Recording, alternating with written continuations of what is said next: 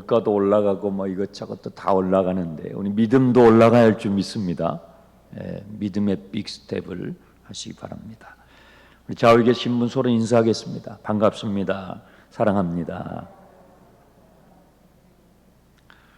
시작이 있으면 꼭 끝이 옵니다. 오늘 오전 시간 또 오후 시간 하게 되면 이사야서 모든 강해를 마치게 됩니다. 저는 이런 순간이 오게 되면 두 가지 감정이 드는데요. 첫 번째는 감사하는 마음. 하나님께서 이 예언서를 가장 많은 분량을 차지하는 이사야서를 여러분과 함께 이 어려운 때에 나눌 수 있게 된 것이 너무 감사해요. 아마도 다른 때였으면은 하나님의 예언의 말씀에 우리가 더 관심이 가지 않았을지 모르겠어요. 그런데 지금 우리 이 시대에 너무나 엄중한 시기를 살아가고 있는 이 때이기 때문에 우리는 하나님의 예언에 관심을 가질 수밖에 없죠. 하나님께서 지금 어떤 일을 행하고 계시길래, 하나님은 지금 어느 방향을 보고 계시길래, 이 엄중한 시기이기 때문에 하나님의 예언의 말씀을 우리가 볼 수밖에 없는 시대적 요청을 받고 있는 것이죠. 또 한편으로는 송구한 마음이 들어요. 기도하면서 열심히 또 연구하고 묵상하면서 여러분과 함께 이 말씀을 나누었지만 역시 저는 저의 부족함을 느낍니다. 하나님의 그 넘치는 하나님의 계시의 말씀을 다 여러분들과 나누기에는 아직도 부족함이 많고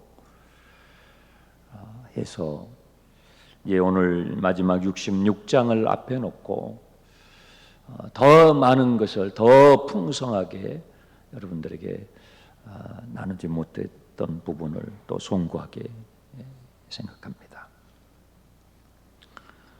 이사야서를 여러분들이 들으시면서 또 필사도 하시고 또 읽으시면서 여러분 마음에 오래오래 기억되고 남겨지는 예언은 어떤 것입니까? 이사야를 통해서 여러분들이 새롭게 발견하고 새롭게 알게 되고 새롭게 얻은 유익함은 무엇입니까? 책이나 글은 또 뭐 드라마나 영화도 그렇죠. 본 뜻을 올바로 이해하려면 처음부터 끝까지 봐야 합니다. 서론만 봐서는 안 되고요. 본론만 봐서도 그 글의 본 뜻을 이해하기 부족합니다. 결론만 봐서도 역시 부족하죠. 처음부터 끝까지 다 봐야 그 글의 본 뜻을 우리가 올바로 이해할 수가 있습니다. 목사님, 성경을 몇 번 정도 정독을 하면 적당하겠습니까? 뭐 적당한 횟수가 성경에 기록된 것은 아니지만 제가 이제 예수님을 믿고 목회하면서 저도 주님을 따라가면서 이 정도는 그래도 읽어야 되겠다는 횟수가 있다면 여러분의 나이만큼 읽는 겁니다. 여러분 나이 다 아시죠? 여러분 나이만큼 정도는 읽어야 내 안에 있는 죄를 뽑아내고 내 안에 있는 죄를 발견하고 하나님 앞에서 올바로 우리의 진면목을 대면하는데 적어도 내 나이만큼 정독을 해야 되지 않는가 싶습니다.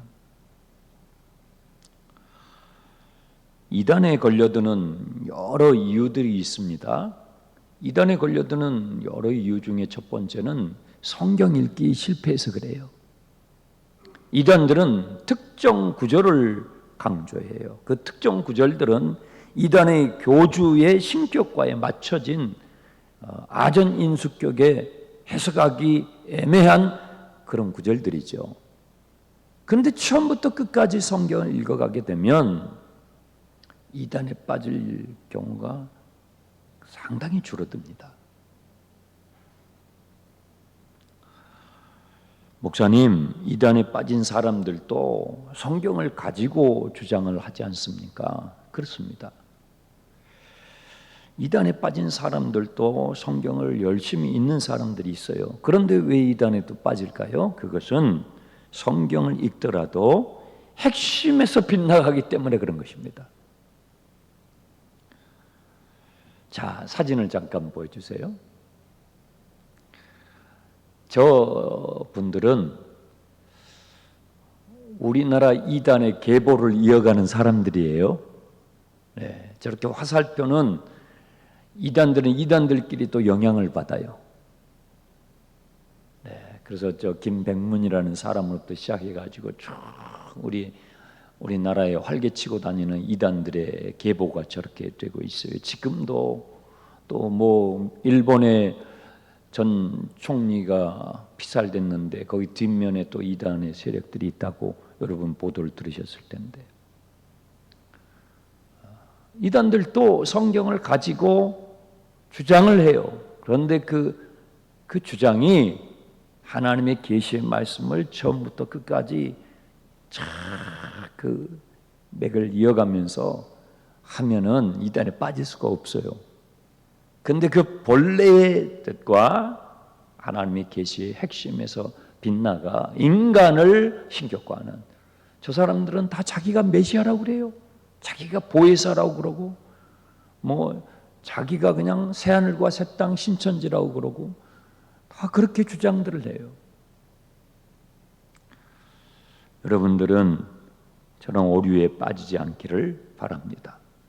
성경 계시의 핵심은 예수 그리스도를 통하여 우리에게 허락하시는 하나님의 나라입니다. 회개하라, 하나님의 나라가 가까이 왔느니라. 예수 그리스도를 믿는 자에게 다시 허락해 주시는 하나님의 나라. 그것이 성경의 핵심이에요. 핵심. 저는 이사야의 이 강해 시리즈 설교를 통해서 여러분이 예수 그리스도를 더 확실하게 믿게 되었길 바랍니다. 그러면 제가 설교를 잘한 것이고, 뭐 저를 높였다든지 저를 신격화했다든지 그러면 제가 잘못한 것이죠. 여러분들이 예수 그리스도를 더욱 발견하고, 예수 그리스도를 믿고 살아가는 자의 그 믿음과 소망과 사랑이 이렇게 기가 막히게 좋은 것이구나 하는 것을 여러분들이 더 발견했다면, 여러분들은 제대로 읽은 것이요, 제대로 들은 것이요, 제대로 받은 것입니다. 성경의 본뜻을 이해하기에 도움이 되도록 여러분들이 가지고 있는 성경에 소제목들을 붙여놨어요. 자, 65장 17절을 보시면 소제목이 나와 있어요. 뭐라고 되어 있어요? 새하늘과 새 땅의 창조. 이단들이 새하늘과 새 땅이 자기들에게 와야 얻는다라고 이렇게 헛된 주장을 하는데, 그 새하늘과 새 땅을 한문으로 해가지고 신천지예요. 그들의 주장이 너무나 허무맹랑한 것은 제가 앞 시간에 이 17절부터 25절까지 새하늘과 새 땅에 대한 8가지 이 근거들을 소개했습니다. 여러분들이 듣기를 원하시는 분들은 홈페이지에 들어가시면 됩니다. 17절부터 19절만 잠깐 먼저 보겠습니다. 65장. 보라, 내가 새하늘과 새 땅을 창조하노니 이전 것은 기억되거나 마음에 생각나지 아니할 것이라. 너희는 내가 창조한 것으로 말미암아 영원히 기뻐하며 즐거워할 것이라. 보라, 내가 예루살렘을 즐거운 성으로 창조하며 그 백성을 기쁨으로 삼고 내가 예루살렘을 즐거워하며 나의 백성을 기뻐하리니 우는 소리와 부르짖는 소리가 그 가운데 다시는 들리지 아니하리라. 이게 새하늘과 새 땅이에요. 새하늘과 새 땅은 인간이 창조하는 세계가 아니라 창조주 하나님이 창조하시는 세계예요. 그래서 그곳에는 영원한 기쁨이 있어요. 문선명이나 안상홍이나 이만희나 이런 사람들이 절대로 우리에게 구세주가 될 수 없는 이유는 문선명이도 죽었고 안상홍이도 죽었고 이만희도 곧 죽을 것이고 영원하지 않는 인간이 어떻게 영원한 기쁨을 주냐 이 말이에요. 영원하신 하나님만이 영생을 주실 수 있죠. 그러니까 우리가 성경을 하나님의 말씀을 처음부터 끝까지 좀 생각만 하고 읽어도 절대 이단에게 빠질 수가 없다 이거죠. 그래서 제가 여러분에게 성경을 읽으라고 말씀하는 거예요. 여러분의 영혼을 지키고 여러분의 가정을 지키도록 하기 위해서는 성경을 꼭 정독을 하시길 바랍니다. 오늘 66장 보겠습니다. 66장의 소제목을 보세요. 여호와께서 민족들을 뭐예요? 심판하신다. 여러분 반드시 심판이 있어요. 왜 하나님께서 65장에서 새하늘과 새 땅을 말씀하신 다음에 66장 마지막 장에서 심판을 얘기하실까요? 오늘 이제 오후 시간까지 이 심판에 대해서 나누게 될 겁니다. 왜 새하늘과 새 땅을 말씀하신 다음에 심판을 말씀하셔요? 심판이 없으면 새하늘과 새 땅은 성립될 수가 없어요. 심판하지 않고 어떻게 새하늘과 새 땅이 세워질 수가 있겠어요? 죄의 문제, 인간의 악의 문제가 처리돼야만이 새하늘과 새 땅이 도래하게 되는 것이죠. 그래서 심판을 말씀하시는 것입니다. 심판은 반드시 오게 돼 있어요. 1절 보세요. 여호와께서 이와 같이 말씀하시되 하늘은 나의 보좌요 땅은 나의 발판이니 너희가 나를 위하여 무슨 집을 짓겠느냐. 바벨론에서 포로 생활을 하고 돌아온 이스라엘 백성들이 가장 가슴 아팠던 것은 무너진 성전이었어요. 우리의 죄로 말미암아 하나님의 집 솔로몬 성전이 파괴되고 불에 타 무너져 있는 그 모습이 너무나 가슴이 아파서 귀환한 이스라엘 백성들이 제일 먼저 했던 것은 성전을 짓자 이거예요. 성전을 짓자. 이 내용이 에스라서와 학개서와 스가랴서에 자세히 기록되어 있어요. 성전을 짓자. 근데 하나님께서 뭐라고 말씀하시냐면 하늘이 나의 보좌요 땅이 나의 발판인데 너희가 나를 위해서 집을 짓겠느냐. 여러분 하나님의 집을 어떻게 인간이 짓겠어요?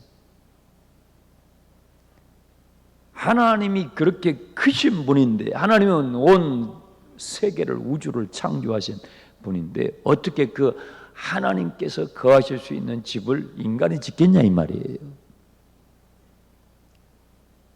다윗이 성전을 짓고 싶었죠. 근데 하나님께서 이 말씀을 다윗에게 하셨어요. 네 뜻이 참 가상하다. 참 좋다. 그런데 너가 나의 집을 짓겠느냐? 내가 너의 집을 지어주리라. 하나님이 그렇게 말씀하셨죠. 솔로몬이 하나님의 성전을 지었지만 솔로몬은 성전을 짓고 나서 타락해요. 하나님이 우리에게 원하시는 것은 건물 짓는 것이 아니에요. 우리 자신이에요. 2절 보세요. 나 여호와가 말하노라 내 손이 이 모든 것을 지었으므로 그들이 생겼느니라. 무릇 마음이 가난하고 심령이 통회하며 내 말을 듣고 떠는 자 그 사람은 내가 돌보리라. 하나님이 원하시는 것은요 건물 짓는 것이 아니에요. 건물은 필요하죠. 그렇지만 하나님의 초점은 사람이에요. 여러분이에요. 하나님은 어떤 사람을 기뻐하십니까? 2절에 마음이 가난한 사람, 심령에 통회하는 사람. 오 주님 나는 죄인으로소이다. 내 안에 지렁같이 붉은 죄, 주홍같이 붉은 죄. 하나님이여 나는 죄인으로서이다. 마음이 가난하고 심령이 애통하며 통회할 줄 아는 사람. 하나님의 말씀을 들을 때에 두려워 떨 수 있는 사람. 그 사람을 하나님께서 기뻐하셔요. 저는 여러분들이 그렇게 신앙생활하기 바랍니다. 막 그냥 뭐 눈에 보이는 거기에 그러다가 솔로몬처럼 건물 지어놓고 나서 타락하고 변질돼. 하나님 그걸 원하는 게 아니고 마음이 가난한 자가 복이 있나니 애통하는 자는 복이 있나니 온유한 자는 복이 있나니. 온유함이 뭐예요? 하나님의 말씀에 떠는 거예요.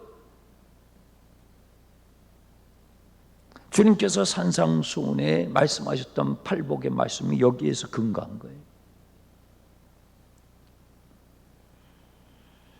하나님이 보시는 것은 건물이 아니라 건물 안에 있는 사람이에요. 저와 여러분의 중심을 보셔요. 3절 소를 잡아드리는 것은 살인함과 다름이 없고 어린 양으로 제사 드리는 것은 계목을 꺾음과 다름이 없고 드리는 예물은 돼지의 피와 다름이 없고 분향하는 것은 우상을 찬송함과 다름이 없어요. 어떤 사람이에요?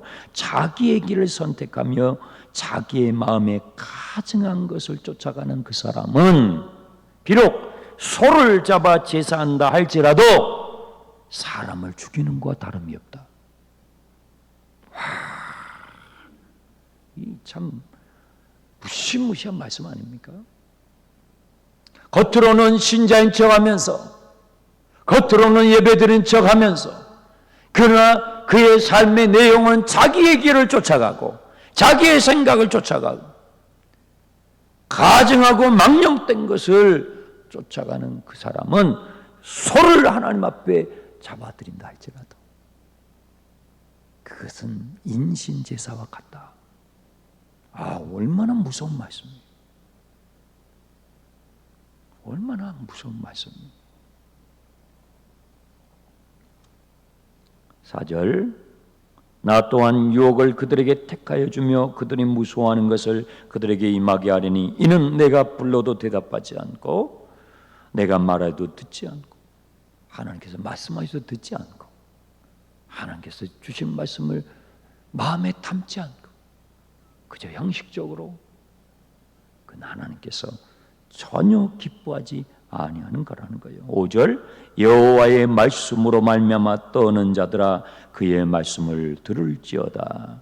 누가 하나님의 말씀을 듣는 자입니까? 누가 하나님의 말씀을 경청하는 자입니까?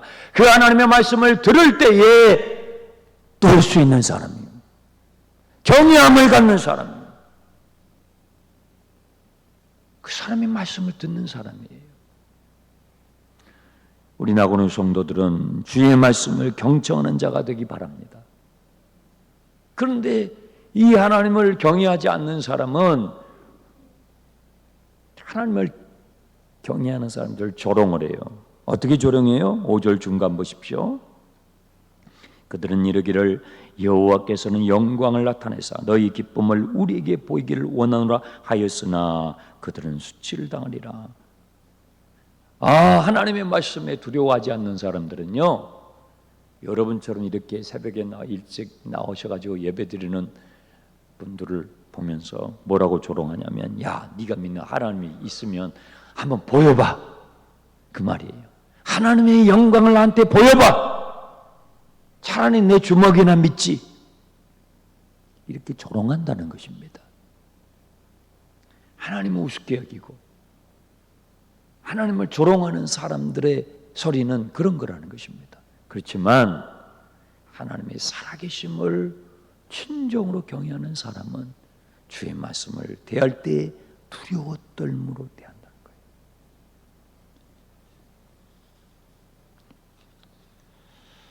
(7절부터) 9절에 보시게 되면 반드시 심판이 있을 거라고 하는 하나님께서 심판에 대한 명백한 증거를 한 가지를 제시를 하셔요.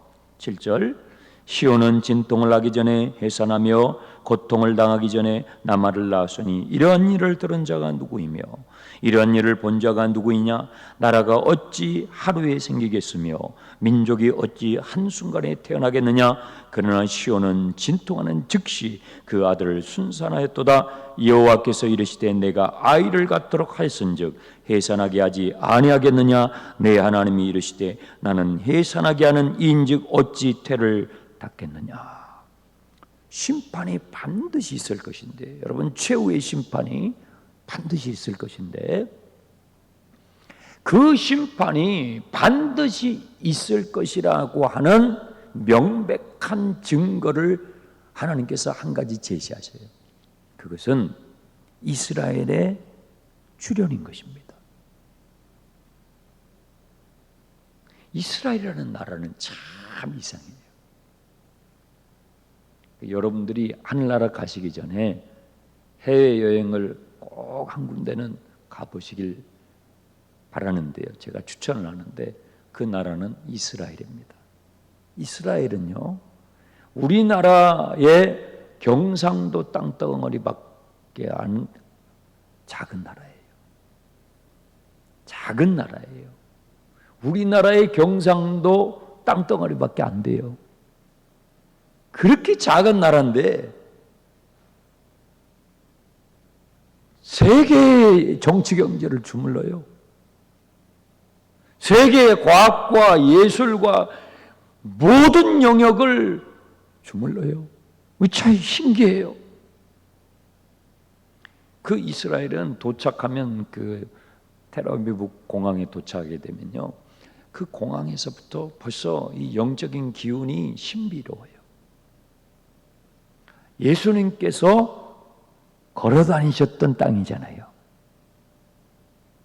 참 신비로운 곳이에요.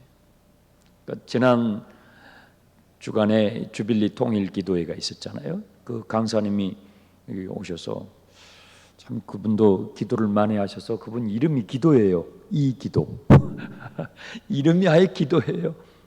제가 물어봤어요. 원래 이름이 기도예요? 이름을 바꿨대요. 기도를 많이 하고 싶어가지고 이름을 좀 바꾸자 해가지고 이름을 아예 기도라고 바꿨대요. 기도를 많이 하시는 분인데 이스라엘에서 자기가 받았던 은혜를 또 이야기하시더라고요. 한 주간 전에 제가 이스라엘에 다녀왔습니다 하면서 막 그 이스라엘에서 받았던 은혜를 저에게 나눠주셨어요.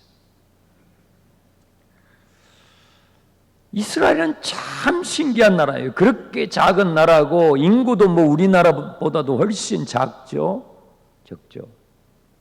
그런데도 세계 역사의 주 무대에서 그렇게 힘을 떨치고 있어요. 신기하죠. 인간의 생각으로는 게 불가능해요. 그런데 이 이스라엘이요, 바벨론 포로로 끌려갔잖아요. 끌려갔다가 70년 만에 일부가 돌아와요. 전부가 돌아오는 게 아니라 일부가 돌아오고 많은 유대인들이 흩어지게 되는데, 돌아온 이스라엘 백성들도 여러분들이 구약 성경을 읽게 되면 돌아와서도 페르시아의 영향력을 벗어나질 못해요. 그 구약 성경의 끝부분이에요. 그러다가 헬라 제국 알렉산더에게 다시 점령을 당하게 됩니다. 그리고 나서 헬라 제국은 로마에게 점령을 당하죠. 예수님께서 신약 성경을 펼쳐서 보게 되면 주님이 탄생하셨을 때 로마의 이스라엘은 속국이 돼 있어요. 식민지가 돼 있어요. 나라를 잃었어요. AD 70년에 나중에 로마의 황제가 되는 티토라는 사람에 의해서 이스라엘은 완전히 멸망을 하게 되고 지도상에서 역사상에서 그 이름이 지워져 버려요. 그리고 2000년이 무려 흘러요. 여러분, 2000년에 가까운 세월이 흘러요. 그 민족이 생존할 수 있겠습니까? 그 민족의 정체성이 남아있겠습니까? 우리나라가 일본에 의해서 36년 동안 통치를 받았을 때, 36년하고 2000년하고 비교가 돼요. 그런데도 우리나라가 막 뿌리채 흔들렸잖아요. 근데 2000년 동안 나라 없이 한 민족이 자기의 정체성과 언어를 유지하면서 생존할 수 있겠냐고요. 이건 100% 불가능해요.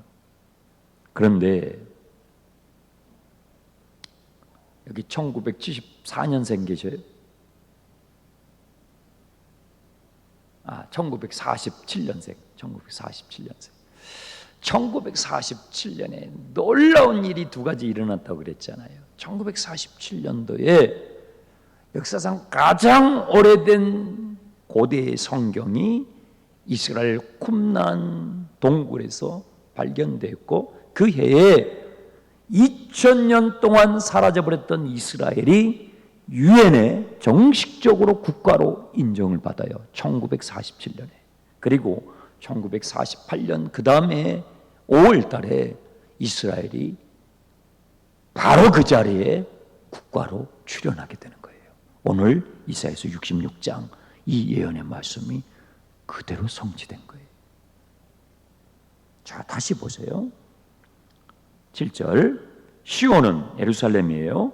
예루살렘은 진통을 하기 전에 해산하며 고통을 당하기 전에 나말을 낳았으니 이러한 일을 들은 자가 누구이며 이러한 일을 본 자가 누구냐. 여러분, 역사상 이런 일을 본 사람이 있을까요? 이사야 당시에 이스라엘 백성들이 바벨론으로 포로로 끌려가는 그런 현실 가운데서 이런 예언의 말씀이 도무지 이해가 됐을까요? 이해가 됐을까요?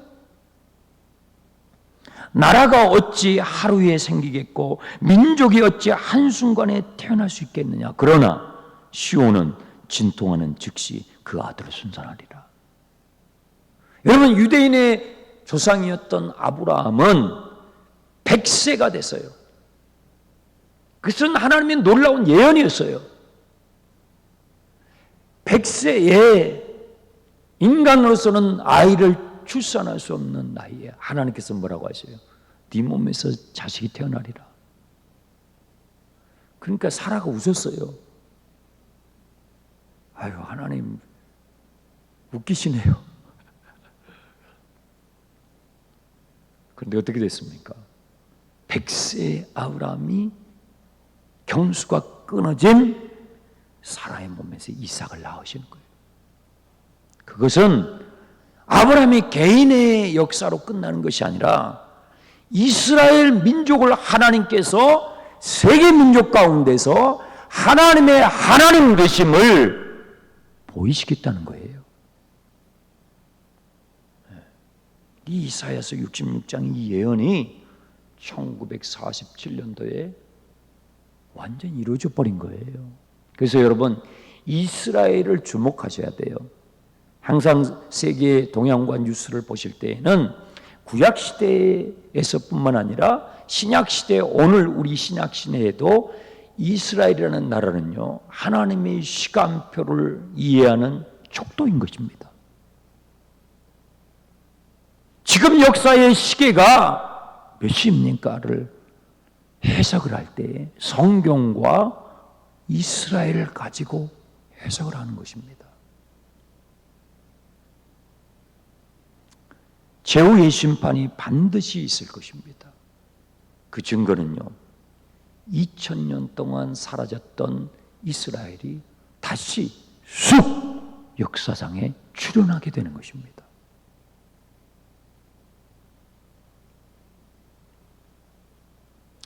(10절) 보세요. 예루살렘을 사랑하는 자들이여 다 그 성읍을 함께 기뻐하라. 다 그 성과 함께 즐거워하라. 그 성을 위하여 슬퍼하는 자들이여 다 그 성의 기쁨으로 말미암아 그 성과 함께 기뻐하라. 너희가 젖을 빠는 것 같이 그 위로하는 품에서 만족하겠고 젖을 넉넉히 빤 것 같이 그 영광의 풍성함으로 말미암아 즐거워하리라. 정말로 감사한 것은요, 정말로 신기하고 감사한 것은요, 우리가, 저와 여러분이 이 예루살렘에서부터 시작한 이 하나님 나라의 복음을, 이 신령한 젖을 우리가 빨게 됐다는 거예요. 복음은 예루살렘에서 시작하여 온 유대와 사마리아와 땅끝까지 쫙 흘러가는데 이 신기하고 신기한 이 하나님 나라의 복음을 신령한 젖을 지금 저와 여러분이 빨고 있잖아요.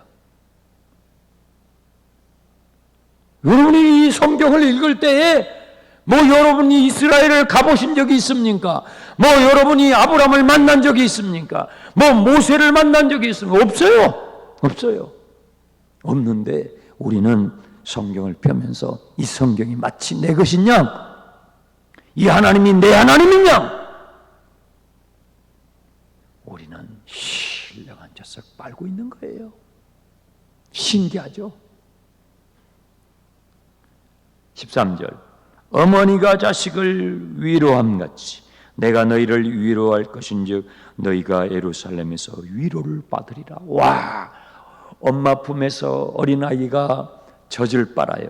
그와 같이 우리는 이 예루살렘에서 시작한 하나님 나라의 복음, 오직 성령이 너희에게 임하시면 너희가 권능을 받고 예루살렘에서 온 유대와 사마리아와 땅끝까지, 세상의 이 목포 땅까지 이 복음이 들어와서 마치 어머니 품에서 어린 아이가 젖을 빨고 있는 것 같이 우리는 시간마다 주님 앞에 와서 이 하나님 나라의 복음을, 이 젖을 빨고 있는 거예요. 할렐루야! 이 얼마나 신기하고 감사한 일이에요. 이야, 여러분, 이사야의 예언이 여러분에게 이루어진 거예요. 이사야에게 주셨던 이 기가 막힌 예언의 말씀이 여러분의 인생에 이루어졌다니까요. 와, 성경은, 신약 성경은 복음서에서부터 사도행전에서부터 이 말씀이, 이 예언의 말씀이 어떻게 역사 가운데서 이루어져 가고 성취되어져 가는지를 우리에게 구체적으로 보여주잖아요. 풀은 마르고 꽃은 떨어지지만 하나님의 말씀은 영원토록 떨어지지 않습니다. 14절, 너희가 이를 보고 마음이 기뻐서 너희 뼈가 연한 풀의 무성함 같으리라. 여호와의 손은 그의 종들에게 나타나겠고, 여호와의 손이라는 것은 권능을 말해요. 여호와의 권능은 그의 종들에게 나타나고 여호와의 진노는 그의 대적들에게 나타나리라. 그렇죠. 저와 여러분에게는 하나님의 권능이 나타났고, 이 하나님의 복음의 말씀을 끝까지 거부하는 자들에게는요, 하나님의 진노, 하나님의 심판이 반드시 나타나게 되리라. 오후 시간에는 최후의 심판, 불심판에 대해서 나누게 될 것입니다. 하나님께서 독생자를 주신 이유가 무엇입니까? 하나님이 세상을 이처럼 사랑하사 독생자를 주셨으니 뭐예요? 누구든지 저를 믿는 자마다, 예수를 믿는 자마다 뭐하지 않고 멸망받지 않고. 여러분, 우리가 예수를 믿으면 하나님의 심판대 앞에 섰을 때 우리에게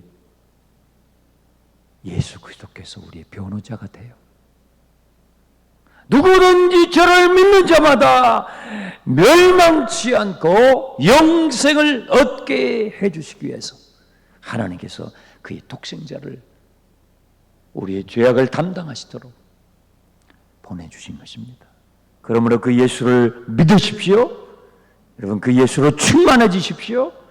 그 예수 그리스도로 말미암아 우리는 이 땅에서 하나님의 나라를 경험하며 우리 하나님 앞에 섰을 때에 영원한 하나님의 나라를 유업으로 상속받게 될 것입니다. 기도하겠습니다. 살아계신 하나님 아버지, 감사합니다. 이사야서의 말씀을 통하여 예수 그리스도를 발견하게 하시고 그 예수 그리스도로 말미암아 영원한 하나님의 나라를 유업으로 받게 하시는 이 놀라운 복음이 오늘 우리의 삶에 이루어지고 있음을 확인시켜 주시니 감사합니다. 예수 믿는 사람은 공허하지 않습니다. 예수 믿는 사람은 무명할지라도 이 세상에서 하나님의 나라를 맛보며 의와 평강과 희락을 맛보며 승리하게 될 줄 믿습니다. 우리 낙원의 성도들이 바로 그 주인공들이 되게 해 주옵소서. 예수님의 이름으로 기도하옵나이다. 아멘.